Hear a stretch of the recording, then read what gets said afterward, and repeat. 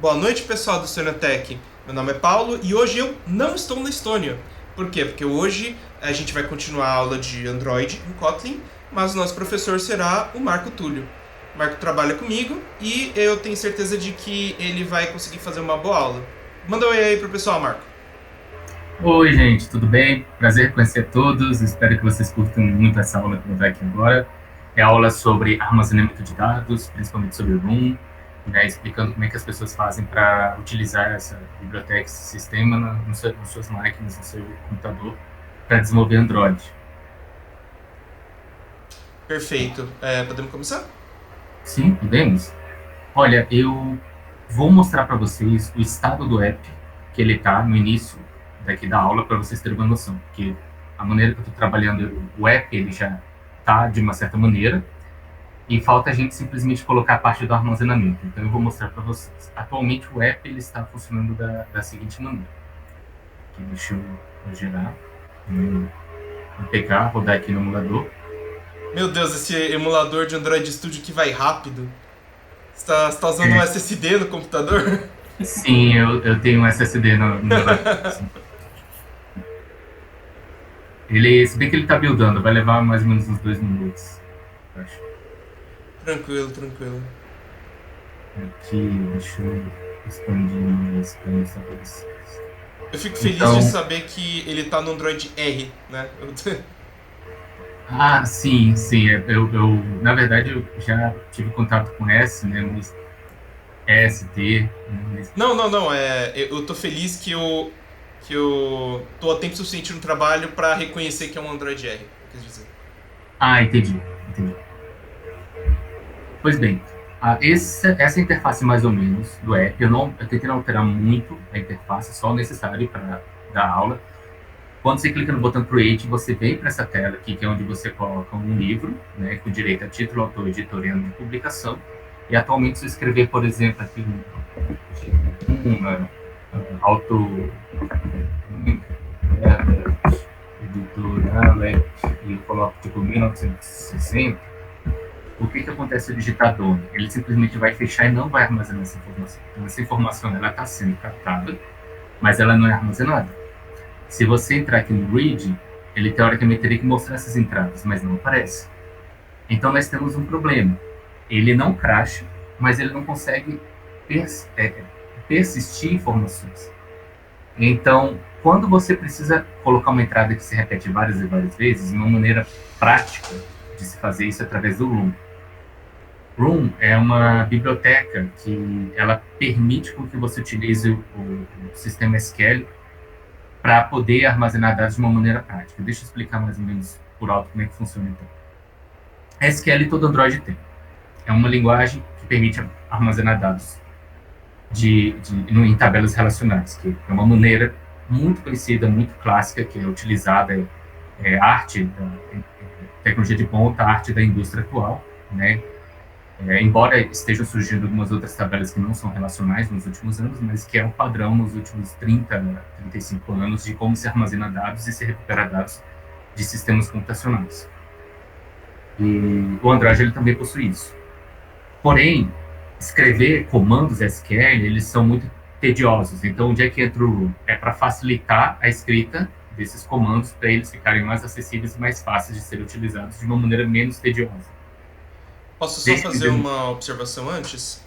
sim, Ele é tedioso porque a tabela na prática é escrita como um JSON e daí você tem que passar para um outro programa que converte ela numa tabela e que depois de fazer o que precisa, ela atualiza fazendo um outro JSON, não é? mais ou menos. É tedioso porque você tem que controlar várias coisas. Por exemplo, quando você quer obter um item, você tem que verificar linha por linha até encontrar o item que você deseja. Hum, Isso torna o processo tedioso. justo. E boa parte desse processo pode ser automatizado. Você pode simplesmente pedir o item, ele já faz essa verificação linha por linha e já entrega o item para você. Uhum. Outros exemplos, às vezes você tem uma tabela e você, ah, digamos, você quer fazer coisas como colocar dados, apagar dados, e novamente, são processos que são basicamente iguais em qualquer tabela, muda pouca coisa. Justo. Isso pode ser automatizado. Então é aí que entra essa questão toda da automatização. Aí, voltando então aqui para o código, fechando aqui com o terminador. Aproveita e clica em ocultar ali também, só para não ficar aparecendo aquela coisinha embaixo. Verdade. Voltando aqui para o código, então, voltando aqui para a tela de criar, essa área de Book Activity. Eu coloquei alguns to-dos no código para explicar pontos onde você teria que fazer algo para completar esse código, para esse código ele ficar pronto para ser um código funcional. E é o que a gente vai fazer hoje à noite. Né? O Room, ele funciona essencialmente em 3 camadas. Né? Ele tem a entidade, que é o objeto que você vai recuperar. Ele representa uma linha na tabela. Ele não é a tabela, é uma linha na tabela. Então, você tem a entidade. Você tem o DAO, que são um conjunto de métodos para acessar uma determinada tabela. Né? E você tem o database. E o database é um conjunto de tabelas. Então, voltando aqui por exemplo, que a gente tem essa pasta model aqui. Dentro dela tem essa classe book. Essa classe book ela já está anotada como entity, porque ela é a entidade no caso. Ela já foi anotada como uma entidade. Então, isso aqui já é uma dica de como a gente vai fazer. Porque essa mesma classe book, ela é teoricamente manipulada aqui dentro. Por exemplo, você cria um new book, né? Você cria um novo livro na hora de adicionar, só que você tem que chamar algum método que vai fazer alguma coisa que vai adicionar. E é isso que a gente vai criar. Perfeito. Só dar uma interrompida rápida, porque o Gabriel entrou. Gabriel, a gente tem o código agora, como ele estava na aula anterior, e vai ser feito na prática a parte de banco de dados, mostrando como é feito utilizando o Room, ok? Beleza. Pode ir. Pois bem. Então, a gente criaria aqui... claro, a primeira etapa sempre é você adicionar a biblioteca do Room.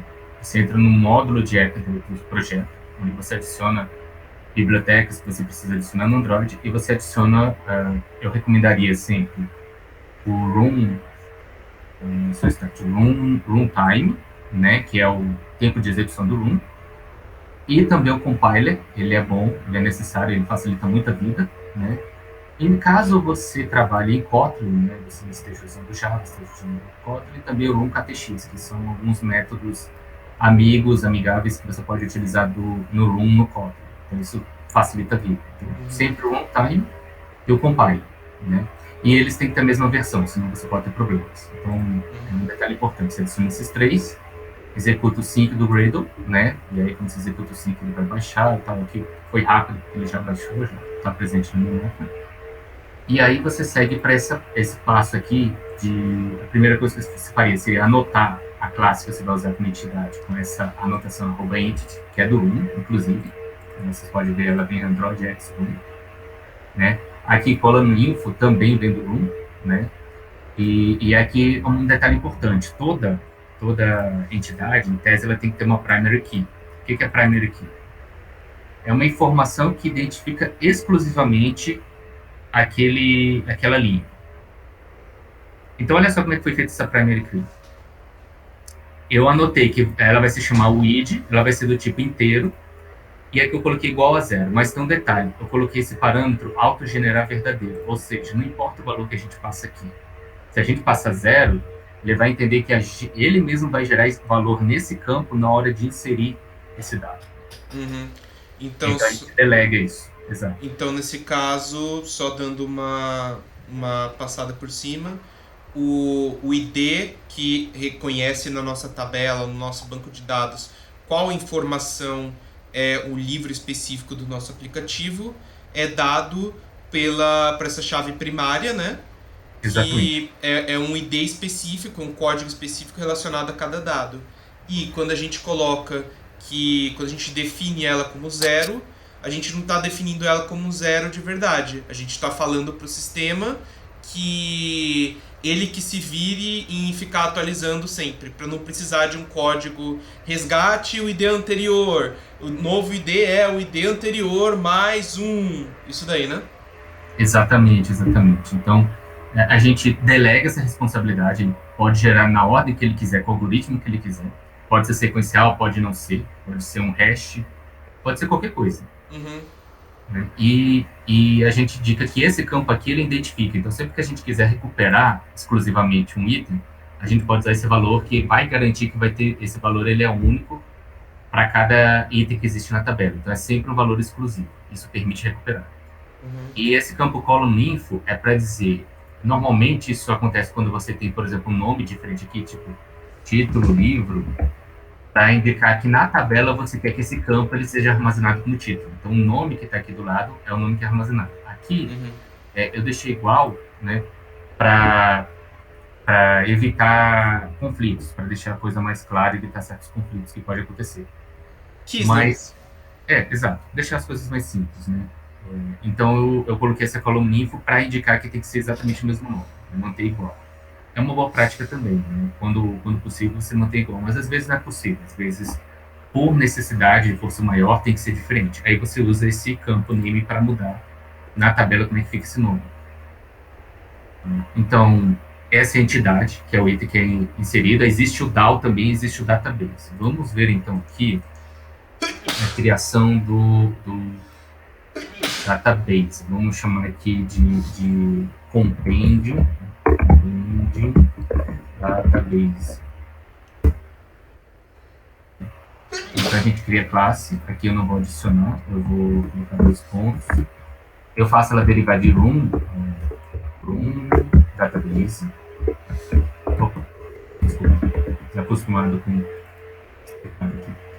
eu faço ele derivar de room database e ele exige certos métodos, né, porque existe no caso o construtor, né, ele exige certos métodos que têm que ser implementados para poder funcionar. Né? No caso,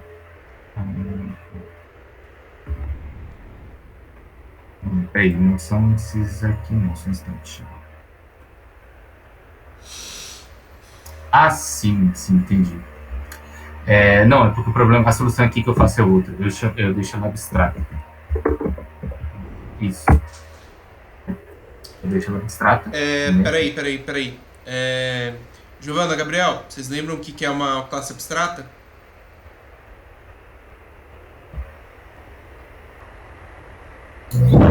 Sim.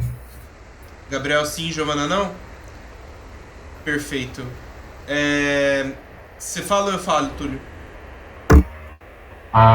Bom, eu posso falar se você quiser. Nada a ver. A classe abstrata é uma classe que você define partes dela, você define alguns membros, você define alguns métodos, mas outros métodos não são definidos. E o que isso significa? Que ao contrário de uma classe que não é abstrata, uma classe que ela pode ou não ser final, né? Significa que você não consegue instanciar ela diretamente. Mas você pode usar essa classe numa herança para derivar outra classe. Que é o que acontece na prática, né? A maioria das classes de database do Loom, elas são abstratas. E tu pensa, não, mas peraí, como é que eu consigo usar isso aqui e ser abstrato? É porque na prática o que acontece é que essa classe, ela acaba sendo... Lembra quando eu falei aqui de adicionar o compilador aqui do Loom? Uhum. Ele acaba gerando um código para você com uma classe final em cima dessa classe abstrata que você declara. Uhum. Né? Tudo que você tem que fazer é adicionar a tag aqui, ó, database. Você adiciona database aqui, né? Assim, aí você tem que adicionar parâmetros, né? Então, tem que adicionar nesse database aqui quais são os DAOs que você vai estar usando. Ó, version igual 1. Você tem que adicionar a versão e junto com a versão, aqui você tem que adicionar entities, isso mesmo, ó. Entities. As entidades que são utilizadas aqui. Só que a gente não criou nenhuma entidade ainda. Não, peraí, a gente tem entidades, desculpa. Book é uma entidade, né? Uhum. Não, é porque eu cometi um errozinho. Eu tenho que usar parênteses para adicionar, por isso que ele não está funcionando. Não pensa nisso agora. Só então, nesse caso, a classe abstrata, ela Exato. não é usada diretamente. Ela é utilizada pelo próprio comando, pelo outro código, para criar o que de fato vai ser utilizado. Então, exatamente. Ela é utilizada para você recuperar e ele gera uma classe concreta em cima, que é a classe que você acaba utilizando no final das contas. Eu posso estar me enrolando um pouco aqui, mas é porque realmente de cabeça eu não consigo lembrar tudo. Eu tô aqui para complementar, não se preocupe. Tá bom. Bom, então voltando aqui para mostrar como é que é uma DAO, então. Peraí, o Gabriel tem uma dúvida.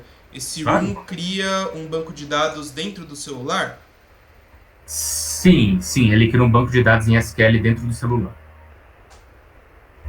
A linguagem, inclusive a variação de SQL que ele usa é SQLite, mas é SQL, né?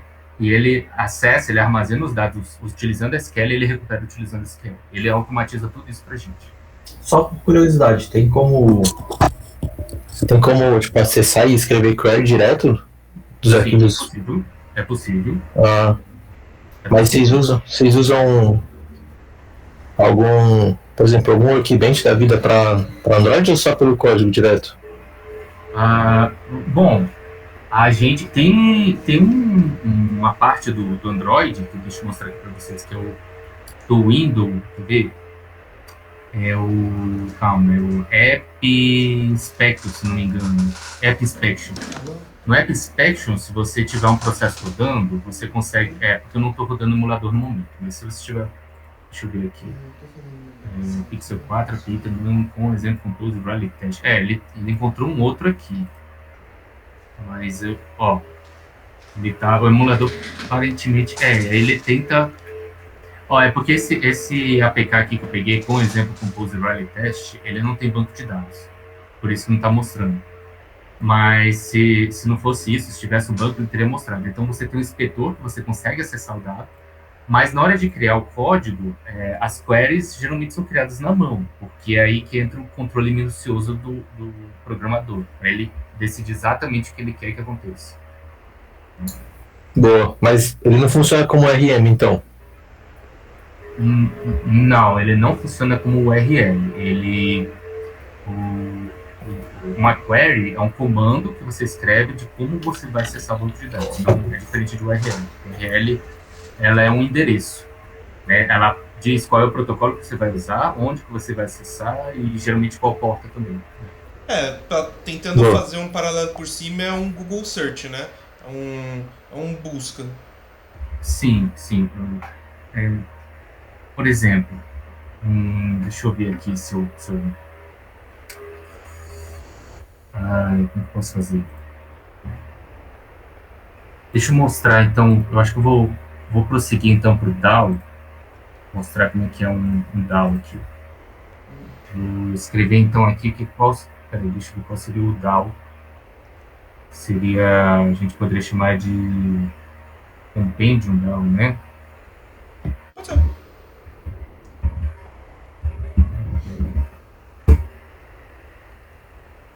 Bom, é um detalhe. Vou ter que apagar, porque eu lembrei, o DAO é uma interface. Essa é a diferença. O DAO geralmente é sempre uma interface. Deixa eu ver aqui.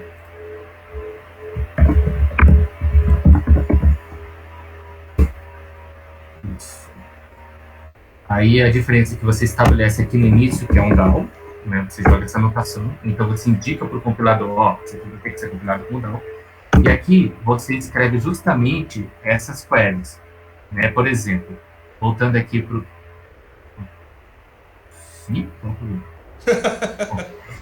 eu tô aqui na minha máquina, o código que eu tô escrevendo... Nossa, é estranho. O Android, às vezes, ele é meio esquisito. Mas, por exemplo, aqui, qual é a lógica desse código? Ele simplesmente recupera todos os itens da tela, né? Todos os elementos da tela, usa esses elementos para retirar texto dele, criar um novo livro, preenchendo o campo livre, e aí ele insere. Então, vamos criar esse método de inserir aqui. A gente escreve, geralmente, uma tag, insert. Ele escreve aqui vamos chamar de insert book. Vamos colocar assim. E aqui a gente define book.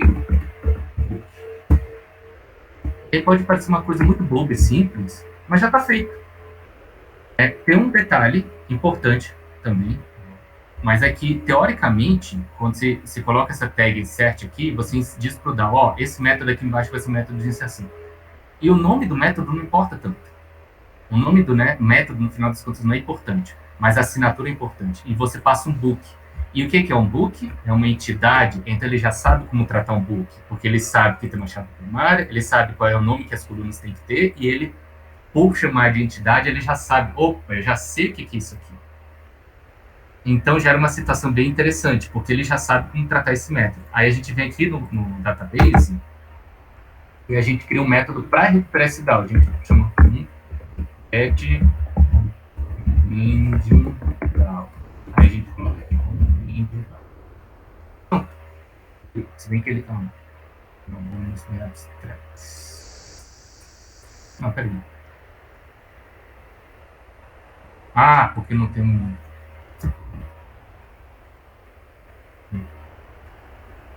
Um pouco deve ser abstrato. Rapidinho, estou me enrolando um pouco. Ah! É uma besteirinha. Também tem que ser abstrato.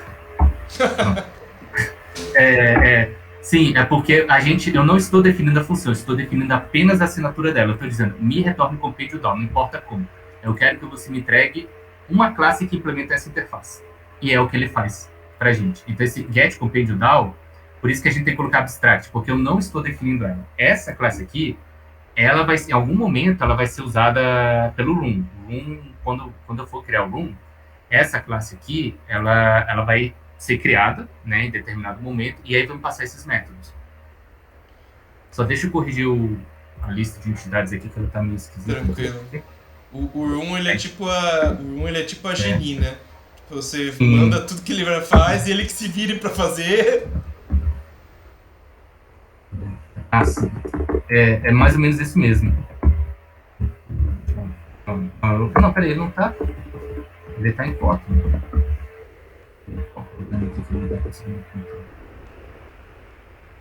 Match.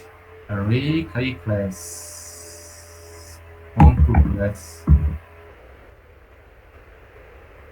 Eu acho que só isso, né? Expected. Qual que eu faço no class provide? Do class book. Qual que foi no class? Não nem provide. Classe normalmente é 2 pontos, né? 2 pontos, 2 pontos. Talvez seja isso mesmo. Não.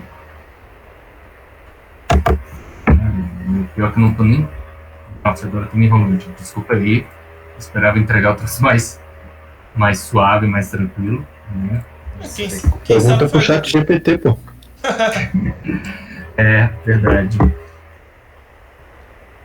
Mas ele tá reclamando mesmo. Ai. Pior que eu. Só um instante, gente. Se vocês me permitirem, que eu fiz o. Vou ter que dar uma olhada aqui na. Vou ter que fazer um cheat aqui da solução, se vocês me permitem. Eu não queria fazer isso, mas realmente não tô lembrando agora de cabeça. Tranquilo. Quem sabe faz ao vivo. Você tá fazendo ao vivo, já mostra que você tem o conhecimento. Eu tenho que pedir desculpa porque eu não tô lembrando exatamente qual a sintaxe que eu tava fazendo. Me escapou mesmo. Tranquilo. Isso aí é mal de Java, né, mano? Pois é, aqui, compêndio DAO, né? Não, database. Aqui. É essa sintaxe aqui, gente. Deixa eu voltar aqui. Notação em entities mesmo, né? Entities mesmo. Era só isso. Aqui você tava certo o tempo todo. Resolveu. Tinha que colocar entre colchetes, porque é um array, e eu às vezes me confundo entre Java e Kotlin, esqueço como é que faz um array, mas array em Kotlin é colchetes, né? Uhum. E book, class, porque assim que é uma classe em Kotlin que você chama, né? Você quer chamar, em vez de chamar objeto, você quer chamar classe, é o nome dela, class. É isso, agora tá certinho. E o DAO é isso aqui. Então aí vem um detalhe interessante. A gente tem que fazer o quê? Quando a gente entra aqui nessa Add Book Activity. A gente tem que, pode ser o caso de criar uma instância para esse objeto. Só que tem um problema. Se você criar uma instância aqui no Add Book, depois você talvez sinta a necessidade de chegar aqui, também tem a necessidade de criar uma instância aqui, criar uma instância aqui. Então você tem um cenário que é um pouco ruim, porque você passa a ter caches diferentes de memórias do banco de dados que é um só. E aí, se você atualiza o insert, o outro não é necessariamente atualizado. Então, como é que a gente evita isso? Garantindo que tem só uma instância. E para fazer isso, existem algumas soluções. Existe uma que eu vou mostrar aqui para vocês, que é o chamado Singleton, que é um pattern que algumas pessoas gostam, outras odeiam, né? Não é uma coisa meio polêmica, né? E, nossa, deixa eu acelerar um pouco mais com essa aula. E eu vou criar aqui uma classe, então, instance, né? Essa instance, ela permite, essencialmente, com que você chame a implementação do método database, né? Existe um padrão aqui bem simples, né? Vamos ver aqui. Não, deixa eu criar um companion object, isso. Você lembra o que é Companion Object, Giovana? Gabriel, não sei se sabe. Não? Bem... Pode explicar, Túlio, vou deixar por você contar. Tá. Companion Object é o seguinte, para toda classe você teria um objeto que é companheiro dela, e esse objeto ele é acessível por todas as classes. Então ele funcionaria como um objeto global dessas classes, né? A informação que está nesse objeto é compartilhada por todas elas. Então se uma classe altera, alterou para todos. Se uma classe leu, vai ser exatamente a mesma informação em toda classe que for ler, né? É exatamente a mesma informação que é compartilhada. Isso em Java, em C++, seria conhecido como métodos estáticos, mas essa terminologia meio que caiu em desuso, mas a ideia ainda existe como Companion Object. Aí aqui no Companion Object eu defino uma classe, uma variável, né? Vamos ver aqui, private engine database. Desculpa. Chamar de database. Aí eu coloco interrogação igual null. Por quê? Porque eu estou permitindo com que essa variável ela aceite nulo. E olha só qual é a grande sacada aqui. Aí eu crio um método aqui embaixo. Fun get database. E aí, nesse método aqui, né, eu coloco uma coisa bem interessante. O tipo que ele retorna é compendium database, sem a interrogação no final. Uma coisa bem estranha, esquisita até. Eu penso, peraí. Você tem uma variável que ela aceita nulo, mas aqui ele retorna um tipo não nulo. Por quê? Porque você faz a verificação bem simples. Você vê, primeiro, se essa database é nula, você inicializa ela. Senão, você simplesmente retorna. Dá para usar um let ali, não? Dá para usar, mas a sacada é que você quer ter um comportamento diferente, caso seja nulo. Então, o let, ele não permitiria ter um comportamento no caso de ser nulo. Porque olha só qual é o comportamento. Você vai instanciar ela. Ok. Vez, recebe aqui, aí é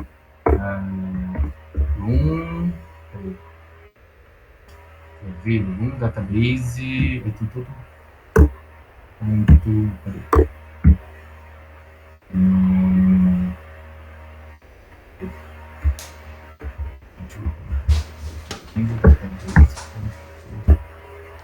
Caramba, como é que instancia? Deixa eu dar uma olhada aqui.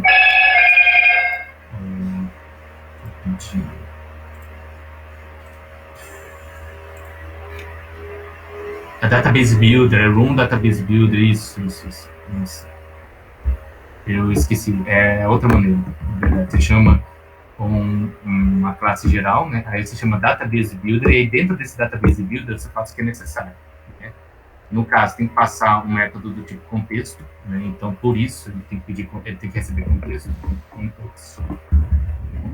Realmente, o contexto de aplicação ele já é suficiente, né? Então passar aqui. Aí junto com ele tem a classe que você vai instanciar e o nome, né? Que você vai dar para o banco de dados. A classe nós já sabemos, compendium database. E o nome a gente vai chamar de compendium db, por exemplo. Se não, ele está falando mais alguma coisa aqui. Contexto, classe, nome, room, database builder. Eu acho que falta um ponto build.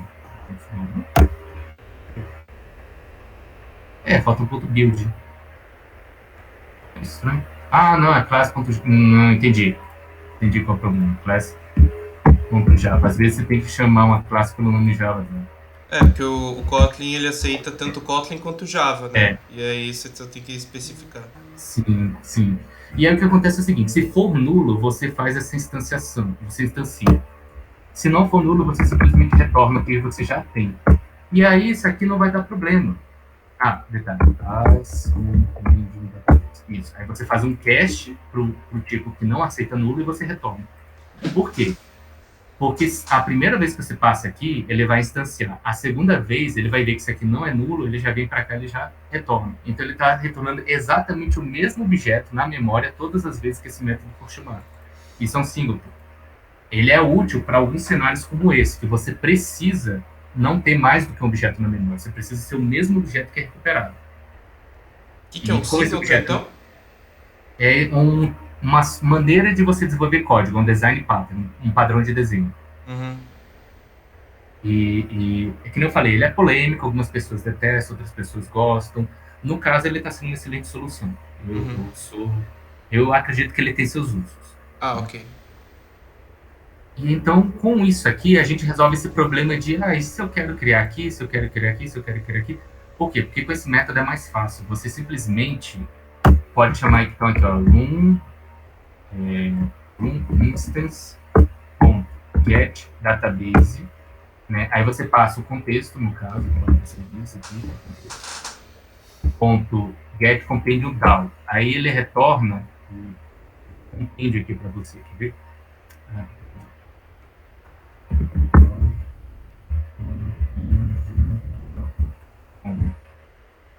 E com esse compêndio down, você consegue ter aquele método que você precisa para inserir, lembra? Uhum. Insert book. E o que é que ele pede? Um livro. E o que é que você acabou de gerar aqui? Um livro. E a gente coloca aqui, e agora a gente tem um método que já está funcionando. Olha só que coisa. Então vamos testar isso aqui. Vamos gerar o código. Vocês vão ver que vai demorar um pouco mais aqui no início, porque ele tem todo o processo de compilação, né? Uhum. Isso aqui tem 5 segundos, 300... Não acredito. Foi tão rápido assim? A primeira vez demora. Depois que você faz a primeira vez, as outras são rápidas. É verdade. Então, a gente vai poder ver no App Inspector. Olha só. Atualmente, se eu entrar no App Inspector, só para mostrar para vocês aqui, App Inspector, com o Stone Library Model, né? A gente vê aqui no Database Inspector, não estamos vendo nada. Apareceu uma tabela, fechada. E lá, só... Não, peraí, tudo list... Não, esse aqui tá errado. Não é esse aqui, tudo list do Database, não.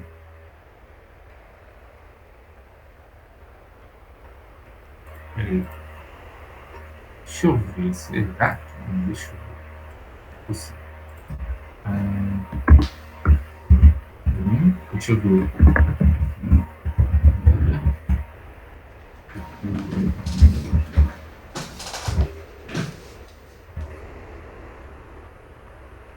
Opa.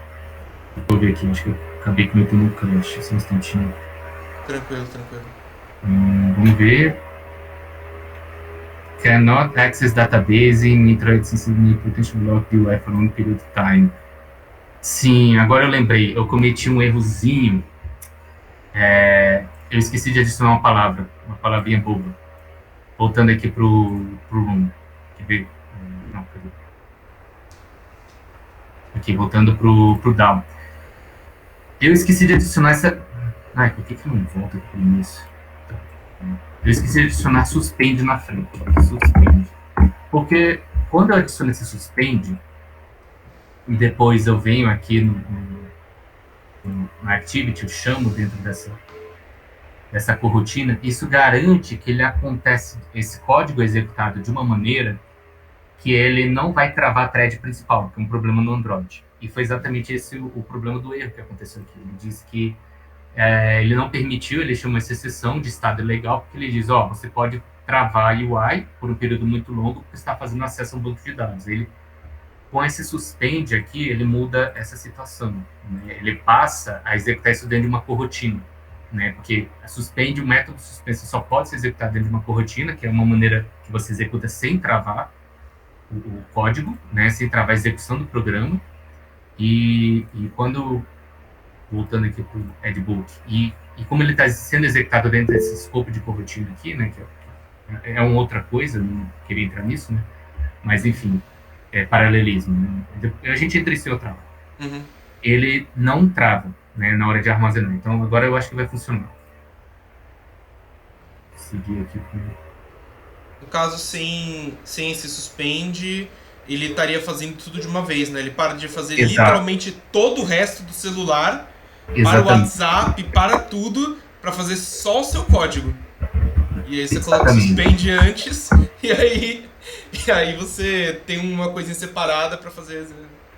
Bom, a gente não travou. Então vamos verificar o que aconteceu. A gente entra aqui. Aqui a gente entra no App Inspection. Stone Library Mode, garantir que é Stone mesmo, sim. Banco de dados. Aqui, Compêndio Database. Ó, book, UI, integer. Aí o que a gente está vendo dentro desse book? A gente viu aqui UID, que foi adicionado, o nome, o autor, a editora e o ano. A gente ainda não consegue ver isso no app, porque não foi implementado, mas ele acabou de ser inserido. Então vamos seguir para a segunda etapa. A gente, teoricamente, tem que implementar essa parte de leitura, né? Uhum. Só antes disso, vocês dois têm dúvidas, alguma coisa que queiram perguntar antes da gente seguir para o próximo passo?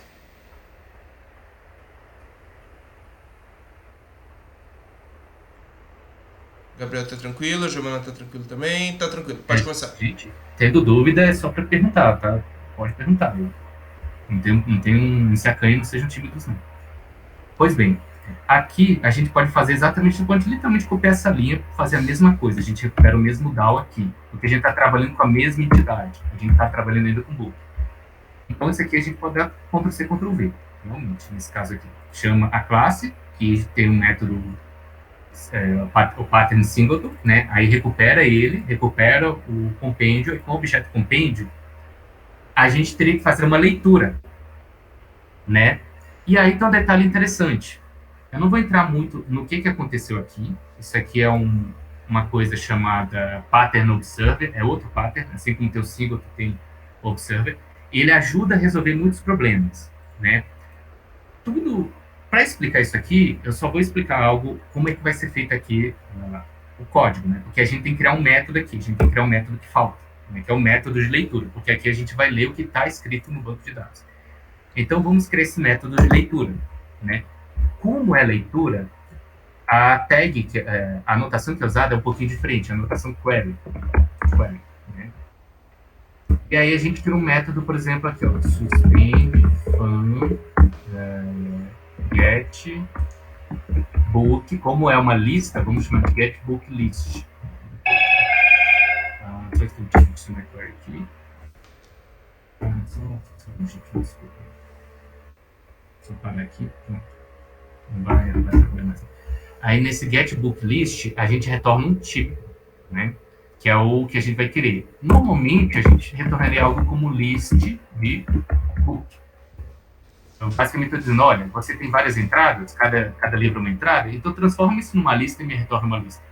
Só que, de novo, voltando para essa questão de como foi feita aqui, para ele, da maneira que ele está chamando esse pattern, a gente vai fazer um pouquinho diferente aqui. Eu não vou entrar muito nos detalhes do porquê, mas eu vou retornar um live data disso aqui. Quer ver? Live data disso. O live data, ele é basicamente um objeto que ele envelopa outros objetos e ele avisa quando aquele dado foi alterado. Então, o interessante de retornar o live data é que se você insere algo no banco de dados, esse objeto muda automaticamente, ele já avisa que algo foi mudado. Esse é o interessante do live data. Por isso que eu estou retornando live data. Mas, de novo, eu não vou entrar muito nessa questão aqui, mas como foi a única maneira que eu encontrei de fazer isso funcionar, eu tive que fazer dessa maneira. Se tivesse uma maneira mais simples, eu teria feito. E a sacada da query, que é ao contrário do insert, que é algo bem previsível, simples de fazer, a query você tem que escrever o comando SQL da query. E aí, exato, aí que entra a diferença. Aí é um pouquinho diferente. O Gabriel levantou a mão. Pergunta aí, Sim, Gabriel. pode. Claro. Esse live data aí é só para atualizar na tela se você digitar, por exemplo? É isso? Olha, na verdade, ele é bem poderoso. Ele é principalmente utilizado quando você quer atualizar algo na tela, né? Dinamicamente, você diz. Dinamicamente, por exemplo, ó, acabei de alterar no banco e ele atualiza na tela, é isso? Exato, exatamente. No contexto aqui, a gente está utilizando dessa forma. Mas você pode fazer o Live Data, tá conectado a um endpoint na internet. Então, quando altera alguma coisa lá no servidor na internet, ele já faz um push notification para o seu app, e seu app já atualiza algo na tela. Isso também pode acontecer. Aqui, ele está conectado no Loom, mas existem outros usos. Boa. Aí, o comando mais básico, query, para você acessar uma lista, né, no caso, seria o select. Porque o select, ele faz com que você selecione itens de uma tupla. Como aqui no caso a gente não está filtrando, digamos assim, nenhum item, a gente quer tudo que está na tabela, todos os books, joga um asterisco, porque asterisco é universal, ele significa me dê tudo, então selecione tudo. Só que selecione tudo do quê? Aí você tem que indicar qual é a tabela. Você coloca from e aqui o nome da tabela. Book. E se você quisesse filtrar, você adicionaria um campo where aqui, né? E aí você poderia determinar, por exemplo, coisas como where, ID, por exemplo, ID, dois pontos, igual ID. Você poderia, lembra, voltando aqui para o book, que o campo, desculpa, o campo o ID, né?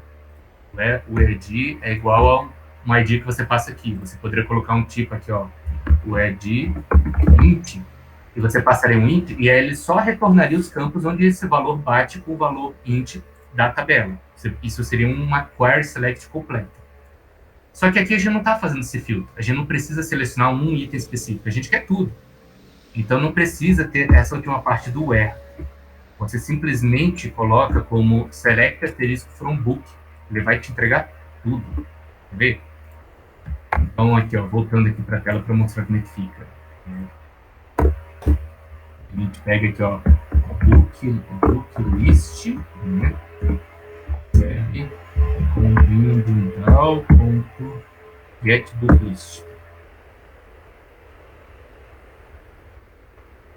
Em cima de uma cortina, outro mental system. Sim, peraí. Não, agora eu lembrei de um detalhe. Agora veio a confusão. Eu lembrei que esse aqui, como ele mexe com live data, você não pode chamar suspend, não pode colocar suspend na frente. Aí você se carrega. Aí quando eu volto aqui, não tem mais o problema, né? Porque ele está usando live data. Senão, normalmente teria... Uma das soluções é colocar suspend, mas existem outras soluções.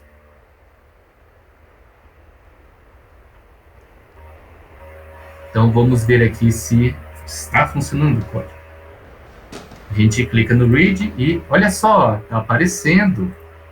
Que coisa. Aí eu saio aqui da tela e adiciono, por exemplo, um outro livro. O Senhor dos Anéis. O teclado não está permitindo acentuação.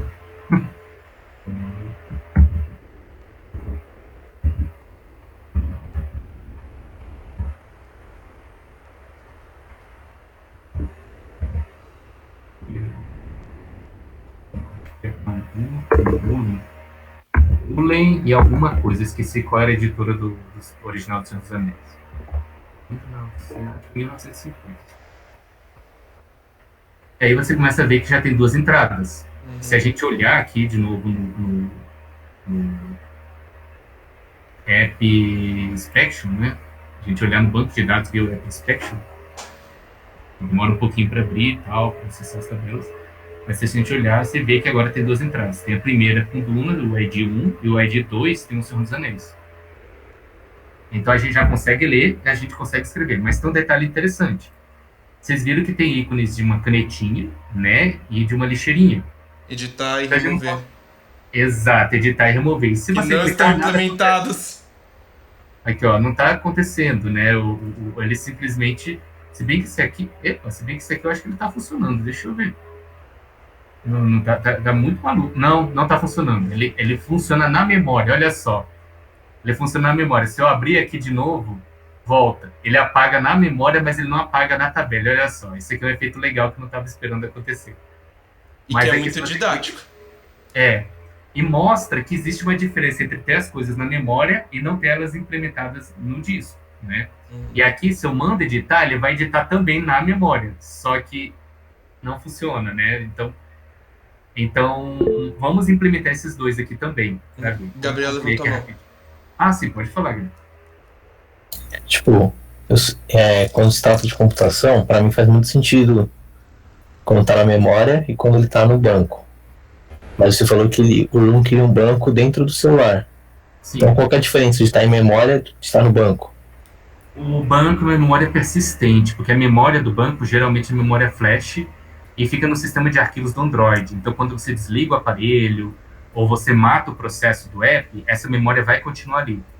E ele vai conseguir ler depois. E você pode até transferir isso para outro celular. É a memória que a gente consegue ver quando a gente chama o App Inspection aqui. Agora, deixa eu mostrar uma coisa curiosa aqui para vocês. Ó. Deixa eu voltar aqui a emulação, né? Tem esse read aqui, né? Vamos voltar aqui para App Inspection. É essa memória aqui. Só um instantinho que vai abrir. Isso. Já está abrindo. Essa aqui é a memória permanente. Isso aqui é uma janela que não é normal, né? Do Android, do Android Studio, que permite você ver conteúdos que normalmente você não vê como usuário do aparelho. Mas olha só o que eu posso fazer aqui. Eu posso simplesmente chegar aqui e mandar apagar uma linha. Calma, deixa eu mandar apagar a linha. Não tá dando. Não, normalmente ele permite apagar a linha. Ele permite apagar. Te trucou. Ai. Não tá dando, não sei porquê. Que estranho. Live Updates, deixa eu ver. Ele tem essa opção, Export as File, Refresh Table. Não tá permitindo. Eu acho que pode ser alguma configuração que eu não fiz. Tudo bem, prossegue. Eu ia apagar a linha e mostrar para vocês que quando eu saio da tela eu volto, a linha, o livro some, mas eu não consegui fazer isso. Agora, a diferença aqui que a gente pode fazer, né? Por exemplo, mostrando de outra maneira, eu posso simplesmente matar o processo. Aí eu matei. Aí eu puxo ele aqui para cima, cadê o compêndio? Ali, estoniana. Exato. E aí eu volto e ele tá aqui de novo. Aí o que eu faço? Eu posso brincar aqui de rebootar. Isso aqui é um Android, né? Então eu posso brincar de rebootar ele. Vamos dar um restart aqui rapidinho. E ele dá um restart no emulador, gente. Ele rebuta o negócio. Faz o factory reset também? Se fizer o factory reset, ele vai afetar a memória persistente também, né? É por isso que o factory reset é uma coisa mais séria. Então, olha, teoricamente eu peguei toda a RAM que está nesse dispositivo. E aí eu venho aqui, eu abro, eu clico em... Ele demora mais para abrir, vocês viram? Eu clico em Read e está aqui de novo. Então, essa é a diferença entre a memória persistente, que está numa flash, e a memória RAM, que é a memória de onde ficam os objetos que a gente aloca geralmente em linguagem de programação, né? Embora em linguagem de programação a gente também esteja acessando essa memória persistente, ela só é um pouco diferente, via RUM e SQL, né? Pois bem, aí agora eu vou matar esse processo aqui, né? E aí eu vou mostrar então como é que ficaria a implementação da parte de apagar o livro, né? Por exemplo, apagar o livro seria aqui, né, que é o DAO. Isso é um adapter, né? E aqui é a mesma lógica dos outros locais, né, onde a gente chama o compêndio, né? A gente recupera o compêndio DAO, que é o objeto que permite acessar, no caso, essa tabela do banco de dados, né? E aí a gente precisa criar um método para apagar, né? A gente vai chamar aqui, ó, compêndio DAO, alguma coisa, só que não tem. A gente tem um método getBookList, setBook. Então tá complicado. Qual método a gente chama? Vamos criar esse método aqui no DAO. A gente criar o método delete é muito fácil. Então, anotação delete do room, é claro, né? Substring, fun, delete, book. Aí novamente, o nome do método não importa, ele não vai entender nada, ele não vai inferir nada pelo nome do método. Ele vai inferir pela anotação dos parâmetros. Você passa um book, ele sabe, opa, isso aqui é uma entidade, que eu posso citar o chave primária, tais colunas, eu tenho que descobrir qual tabela que ela está e toda vez que ele me passar, eu apago essa entidade. Então vamos ver. Você não ironicamente me ensinou agora melhor Composable. O pouso agora fez sentido pra mim. Sério? Aham. Legal, que bom. E aqui no caso, o item que a gente apaga é justamente esse book que está sendo passado, que é o book do adapter que está sendo passado, né? Cada entrada ali é um item do adapter. Então é esse book que a gente remove, né? Aí lembra que eu falei que estava sendo removido só na tela, assim, removendo na persistência? Esse método remove book aqui. Ele removia só na tela. Então eu chamo um método para remover no banco de dados persistente e outro método para remover na tela, que já estava aqui. Vamos ver então se funcionou. Se bem que ele está reclamando por alguma razão. Não estou entendendo. Por que ele está reclamando? Eu disse que ele está reclamando? Tá. Ah, tá reclamando sim, porque eu coloquei errado. Ó, Ctrl+C, Ctrl+V. Eu passei diz. Nas outras classes, diz é a própria classe, que ela também é uma classe contexto. Mas aqui, essa classe não é contexto. Então eu tenho que passar diferente. Item, view. Pelo bem da aula, qual a diferença de uma classe ser uma classe contexto e uma classe não ser contexto? O contexto é um objeto que ele é passado... Ele é usado para muitas coisas.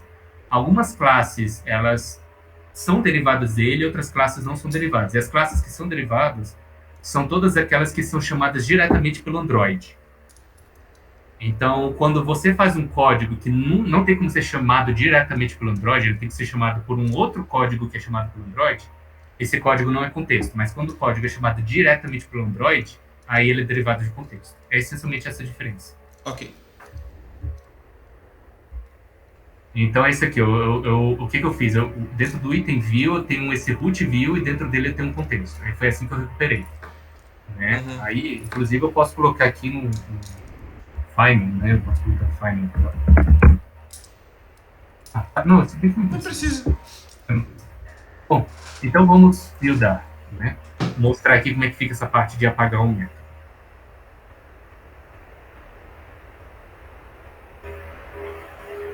A gente volta aqui, né? Nós temos 2 itens. Vamos apagar então o primeiro. Eu clico aqui, aí ele apagou, ele sumiu. Pô, que nem antes, será que sumiu mesmo? Vamos sair aqui da tela, vamos entrar de novo. Opa, não está mais aqui. Vamos olhar então aqui no inspetor para confirmar que o banco de dados realmente foi alterado. Vai demorar um pouquinho aqui, né? Mas vamos ver. Ó, só tem o número 2, que coisa. Será que a gente pode adicionar de novo? Sim, a gente pode adicionar de novo. A gente vem aqui no Create, a gente coloca de novo igualzinho, né? A gente coloca a editora Allen e a gente coloca o ano de publicação 1960, igual a gente colocou antes.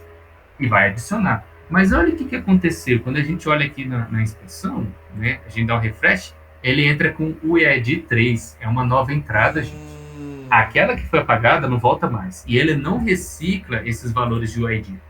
Ele sempre vai pegar novos valores. É uma garantia que você tem. E isso facilita a sua vida. Porque se você, sei lá, quiser armazenar esse valor em algum lugar para dizer livros que eu apaguei no passado, você consegue. Né? Você tem essa garantia de que aquilo ali não vai ser reaproveitado no futuro. Então, assim, foi implementada a parte de apagar. Né? Agora, quando você clica na lixeirinha, vai apagar mesmo. E falta a parte de editar. Então vamos para a parte de editar, que é a última para concluir. Alguma dúvida? Giovana disse que não. Gabriel?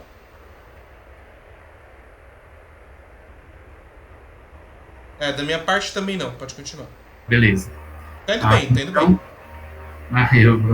Valeu. Muito obrigado. A edição ela fica nessa outra activity, Edit Book, né? E aqui... desculpa, minha boca está um pouquinho seca, eu devia ter pego um copo d'água. E aqui é uma tela que ela é bem parecida com a tela de criar, inclusive ela utiliza o mesmo layout, né, se vocês olharem.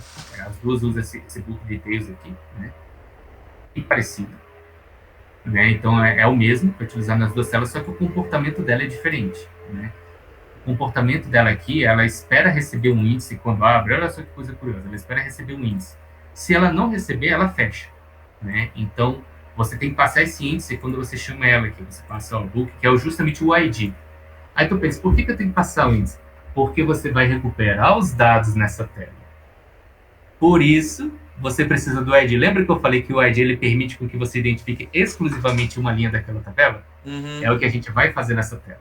Então, deixa eu mostrar para vocês como isso é muito interessante. Eu recupero aqui o DAO, é claro, né? Aqui, como foi feito em todas as telas, né? Recupero o DAO. Mas fica faltando alguns métodos, né? No caso, falta um método que é para atualizar, né? Você tem que atualizar na hora, depois que faz todas as alterações, você tem que atualizar. Só que antes de atualizar, esses dados têm que aparecer na tela. Lembra como é que estava quando eu abri a tela? Abria, só que estava tudo vazio. E o ideal é já preencher tudo isso, já recuperar os dados do banco, preencher para você só alterar o dado que você quiser, clicar em Done, e aí ele edita só aquele campo. Né? Então, vamos fazer esse método que permite recuperar um item. Voltando aqui no compêndio DAO, eu meio que já dei spoiler dele antes para vocês, né? Mas a gente vai fazer exatamente com a anotação de query também. Né? É basicamente muito parecido com isso que já foi feito. Em vez de chamar get book list, vamos chamar simplesmente get book, né? Para deixar algo mais simples. E como é um item, e a gente não precisa acompanhar a atualização desse item, porque quando você atualiza, você sai da tela, então a gente não precisa utilizar live data no caso dele. A gente pode pegar um dado, e o dado no banco ele pode atualizar porque ele não representa o risco. E também, como é um item só, não faz sentido pegar a lista também. Então a gente vai simplesmente colocar um book aqui. E aí entra a parte interessante. A gente vai utilizar aquela cláusula where que eu tinha falado antes. Where, eu coloco o ID, o ID 2 pontos, igual o ID, isso. E a gente coloca aqui o ID int. Então, quando a gente for chamar esse método getBook, a gente tem que passar o ID, que é aquele valor que recebeu quando abriu a activity via intent, né? E ele vai ser utilizado na query. Olha só, vai ser utilizado aqui na query para recuperar, se não me engano. Isso, aqui na query para recuperar. Isso, o ID 2 pontos igual, isso, o ID, isso mesmo. E aí ele é utilizado na query. Então, vamos ver como é que ficou. E aqui, se está funcionando essa parte da query, né? Aqui eu deixei esse val book aqui só como placeholder, mas o correto seria chamar o compêndio. Então, vamos chamar o compêndio. getBook. E aí a gente passa o valor que a gente recuperou aqui, book index. Book index. Vamos ver se está funcionando fazendo essa maneira. Opa, deu algum probleminha aqui. Where unexpected char. Eu missing. Não, eu cometi algum erro de sintaxe aqui. Eu, com certeza cometi um erro. Não é porque está separado os 2 pontos do igual ali? Deve ser isso. Provavelmente é isso. Costuma ser. Costuma ser. Alguma coisa do tipo. Quer ver? Era isso. Não? Peraí. From book where e o ID 2 pontos, o ID 2 pontos unexpected char. Calma. Será que... Calma. Eu vou chamar isso aqui de ID. Ele pode estar confundindo o nome das variáveis.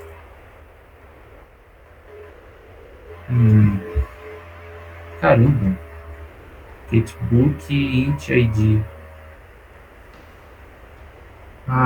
Eu não tô lembrando como é que eu fiz. Eu vou dar uma olhada aqui de novo. Algum erro bobo. Se vocês me permitem aqui. Cadê? Entendi aqui. Cadê? O Ed. Eu tô colocando antes, gente. Eu vou colocar depois. Erro bobo mesmo. Aí, vamos voltar aqui. Pra colocar depois. Esse era o problema o tempo todo.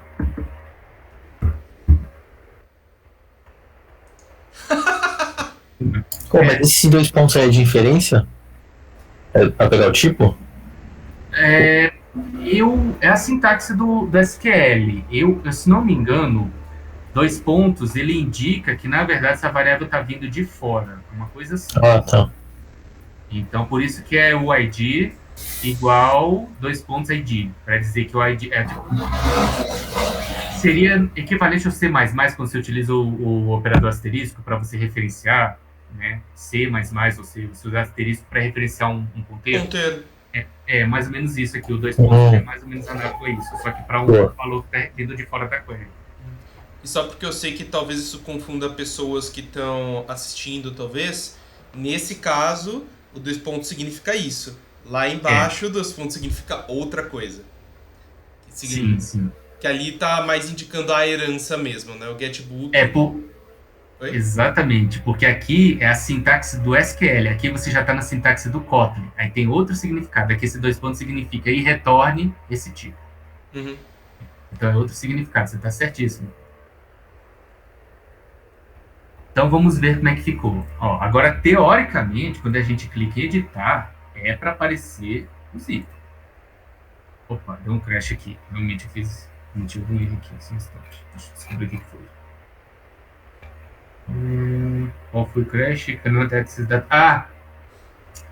Esqueci de colocar suspende aqui na frente, gente. Me desculpa.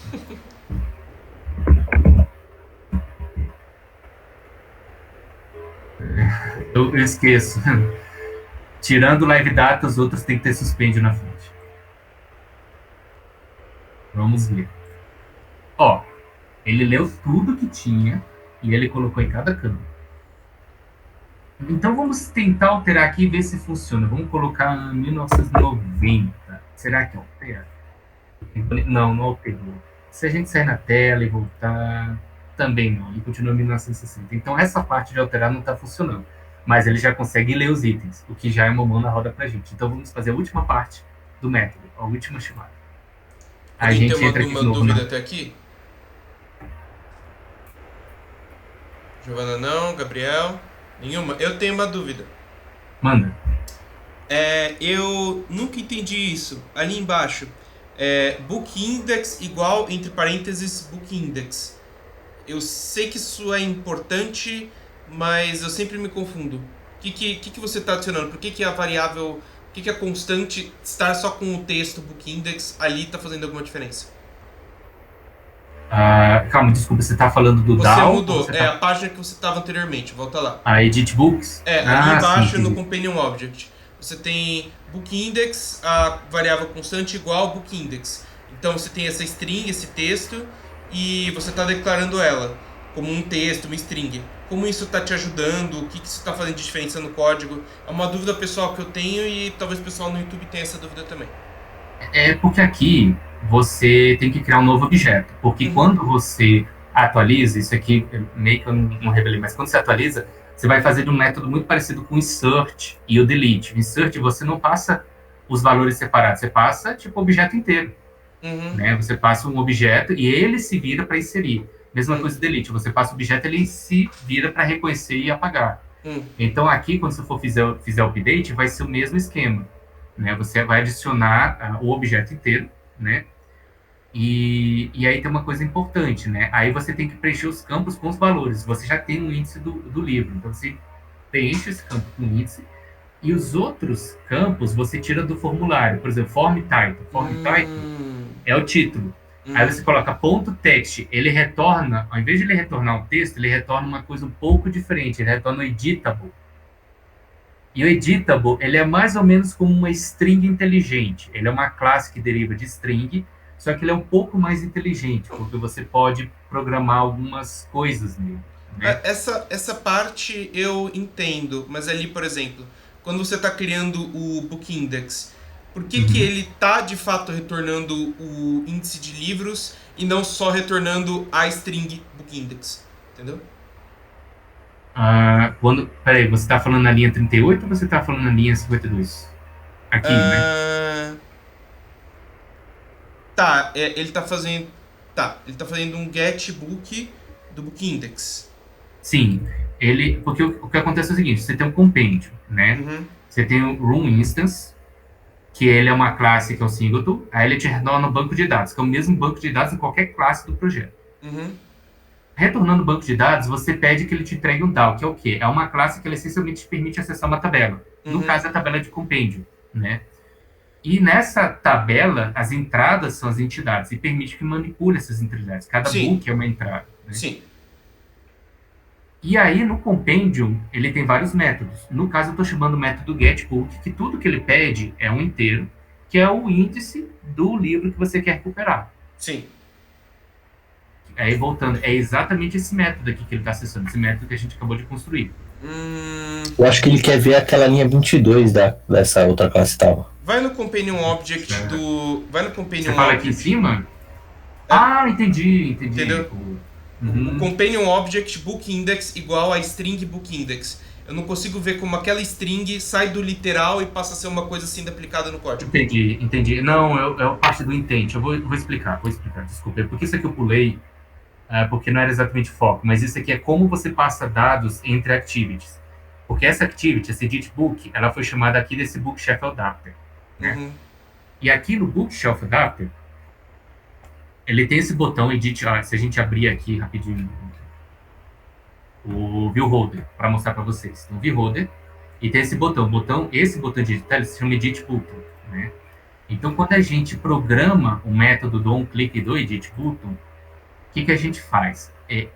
Essa activity, ela espera receber um valor no parâmetro. Então, a gente tem que passar esse valor. A gente cria o intent, usando o contexto e a classe, que a gente vai chamar, só que a gente coloca um extra dentro desse intent. A gente chama intent.putExtra. E dentro desse extra, a gente passa... um extra, ele é sempre uma relação de mapa. É uma chave e um valor. É sempre isso. Aí eu boto essa chave, que é book index, que ela está definida nessa classe aqui, que é literalmente uma string, mas isso aqui é só uma chave para você recuperar, entendeu? Porque você poderia passar book index, mas você poderia passar, por exemplo, intent.put extra, e aí você poderia passar aqui, ó segredo, segredo, você passa aqui segredo, e aqui você joga, por exemplo, qual seria o valor do segredo? Você joga 10. Você pode jogar, por exemplo, intent.put extra segredo 2. E aqui você passa um texto, que é nome, sei lá. Você pode passar o que você quiser como extra no intent. Claro, dentro dos limites da razoabilidade. Você não vai passar um JPEG, um MP3, você passa informações pequenas. E essas informações podem ser recuperadas aqui desse lado. Inclusive, eu vou fazer o seguinte, eu vou rodar essa classe em modo debug para mostrar isso para vocês, como é interessante, né? Eu vou rodar aqui com debug. Só um instantinho. Mas o que é um intent? Intent, assim, se vocês quiserem, pode falar, pô. Não, só avisando que o Gabriel, ele não pegou todas as aulas ainda, isso era de uma anterior, mas pode falar. Tudo bem. O intent é uma maneira que foi criada lá no início do projeto Android, 2008, 2009, para permitir, porque o Android, um APK de Android, ele é um pouco diferente de um programa web ou um programa que roda no computador, porque ele não está fortemente acoplado. Por exemplo, toda a tela é uma activity, mas não tem como você, diretamente uma activity, acessar os campos, os membros, as variáveis de outra activity. Não é possível. Né? Por incrível que pareça, não é possível. Cada activity, ela não consegue acessar os membros e as variáveis de outra activity diretamente. Então, o que foi o intent? Foi uma solução que o Android criou. Por quê? Porque as activities, elas nunca são chamadas diretamente pela gente. Elas são chamadas sempre pelo sistema operacional Android. Então, é uma coisa muito estranha. É como se você estivesse ensinando o sistema operacional Android como é que ele vai funcionar. Não é análogo a, digamos, um Angular que você programa diretamente ali como é que vai ser a chamada, ou uma GUI no Windows que você programa diretamente qual tela que vai abrir. Você não tem esse controle direto. Ao invés disso, você diz para o sistema operacional, faça isso nessas condições, faça isso nessas condições. E ele vai lá e quando as condições batem, ele faz as coisas. Né? O exemplo que eu dei em uma aula anterior é que seria meio que como um endereço, né? Quando você passa... Sim. É uma analogia, faz sentido. Né? Mas pode-se dizer que o intent é também uma maneira de você transportar informações entre essas classes, já que nunca uma classe pode acessar diretamente a outra. Então, olha só o que acontece quando eu clico aqui. Eu estou rodando em modo debug. Aí, parou aqui. Aí ele tem esse save instance state e tem esse diz. Aí dentro desse diz, ele tem um método aqui que vocês vão achar bem interessante. Se eu procurar esse intent aqui, ó. Quer ver, ó? Get intent. Ou peço para ele avaliar, por exemplo, coloco aqui intent, peço para avaliar, avalie para mim o resultado disso. Ele retorna um objeto com vários campos, alguns campos são nulos, outros campos têm valores estranhos, mas ele tem um campo mextras. E tu lembra o nome do método? Era put extras. Uhum. E dentro desse mextras existe um outro objeto chamado bundle, e dentro do bundle ele é essencialmente um mapa. Então você consegue colocar o que você quiser aqui. Você coloca nessa relação chave-valor, por exemplo, o valor 0 ele colocou 10, que foi aquilo que eu coloquei. O valor 1 ele colocou 2, e o valor 2 ele colocou nome. Uhum. E é claro, a gente não sabe o que é valor 0, valor 1, valor 2, mas através daquelas chaves é possível recuperar. É possível saber, esse aqui é esse aqui é esse aqui. Tanto que se a gente olha para o bundle como ele está completo, aparece, onde eu coloquei chave segredo, o valor é 10. Onde é book index, o valor é 2. E onde é segredo 2 é nome. Book index foi a chave que a gente escolheu para passar o UID, para recuperar. Entendi. Então nesse caso é similar ao Find View by ID, no caso. É bem similar ao Find View by ID. É uma lógica bem parecida de mapa. Né? Você passa uma chave e você recebe o valor. Entendi. Só que no caso, o Find View by ID ele retorna o objeto, ele não retorna o valor primitivo. Ao invés de você dar um ID e você retornar uma view, você dá a string que você já colocou e ele vai te devolver o intent. Exatamente. E isso, novamente, porque no Android é impossível diretamente uma activity passar um valor ou chamar um método de outra activity. Que nunca um objeto de uma activity vai conseguir ver a região de memória de tal objeto de outra activity. Isso não é possível. Né? Inclusive, isso é parte da segurança do Android para permitir que você baixe um APK da Play Store e não tenha como uma pessoa fazer um ataque no seu celular através de uma coisa desse tipo, dessa natureza. Ele vai acessar essa activity ali e muda um código. Isso é parte da segurança do Android, inclusive. Né? Então, é feito para ser dessa maneira. Né? Perfeito. Giovana, você tá viva? Gente, eu já tô terminando aqui. É o último método, já tô concluindo. Não, tranquilo. É que ela tinha sumido da coisa ali, eu não sabia se ela tinha ido no banheiro, alguma coisa assim. Pode continuar. Não, tudo bem. Bom, então eu vou voltar aqui, né? Eu vou parar, então, porque eu tava rodando no modo debug, tirar esse breakpoint aqui, né? Peraí. Aqui, vou tirar isso aqui também, né? Não precisa. Outra. Pronto. E então vamos voltar para o último método que falta. O último método é simplesmente a parte de gravar.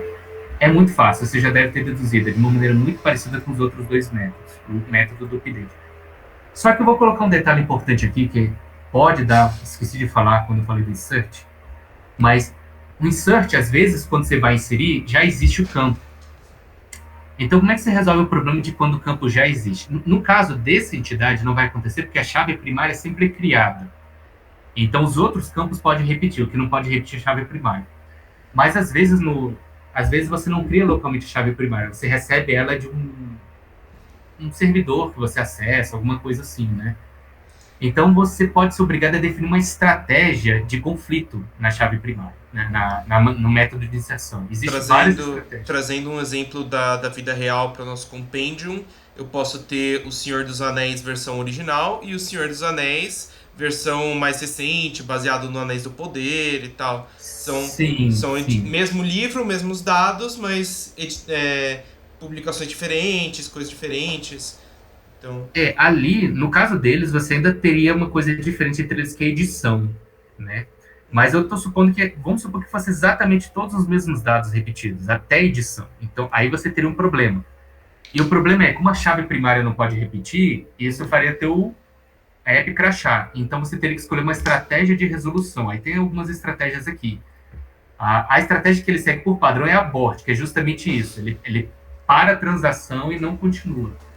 Porém, se você souber trabalhar com isso, você pode substituir pela estratégia replace, que é uma estratégia que essencialmente diz, você apaga o valor que tem ali e coloca esse valor. E às vezes isso é mais desejável do que, inclusive, o app crashar e Porque você pode estar partindo do pressuposto que o dado que você está recebendo é mais atual, mais correto do que o dado que você tem localmente. Então, para resolver isso, esse probleminha que pode acontecer em alguns casos, você só colocaria aqui entre parênteses conflict, e você coloca strategy.replace. E pronto, você acabou de mudar. Você, ao invés de ele desistir da transação quando tem algum conflito, ele só substitui os dados antigos pelos novos. Isso aqui é uma mão na roda, gente. Vocês não têm ideia de como isso ajuda. Enfim.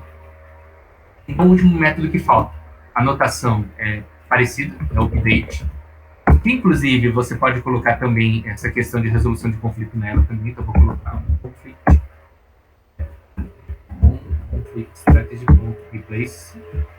Você pode colocar. E, novamente, suspende, não pode esquecer, eu esqueci 2 vezes. O nome do método não importa, mas eu vou chamar de update book. E a assinatura, um book, que ele sabe o que é, porque é uma entidade, né?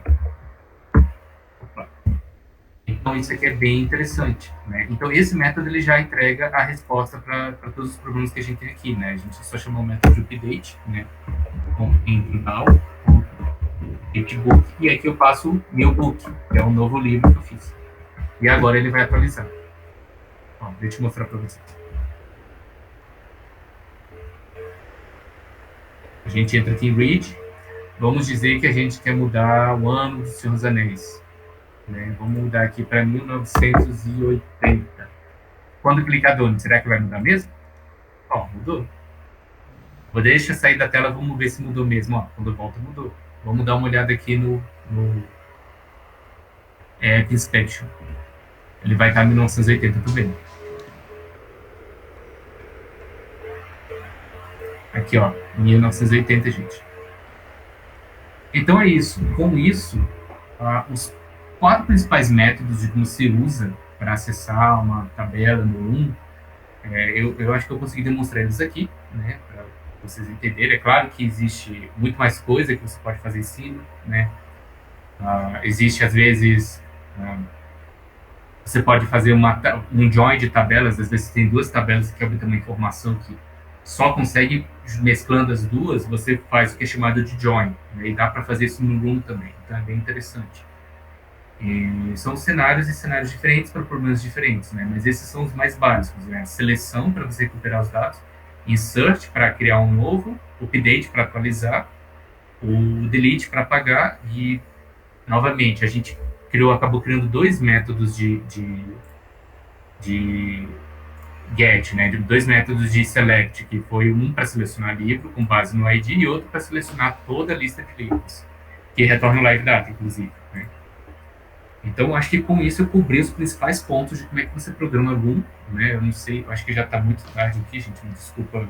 Não, tá tranquilo. Não, tá tranquilo. A aula longa é bom. Se serve de consolo, o meu Windows tem aquele problema de 3 horas do Windows, tem Linux junto, então tá 2h47 da manhã. Entendi. Depois eu te dou uma ajuda com isso. Depois eu esqueci de...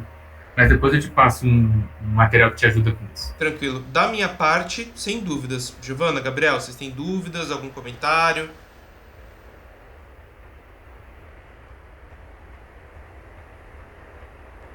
Gabriel, tá tranquilo? Giovana? Também tá tranquilo. Perfeito. Bem, pessoal do YouTube, a gente fica por aqui e a gente se vê para a próxima aula, que vai ser sobre retrofit, certo? Sim, retrofit é a comunicação entre o app e um back-end. Perfeito. Peraí.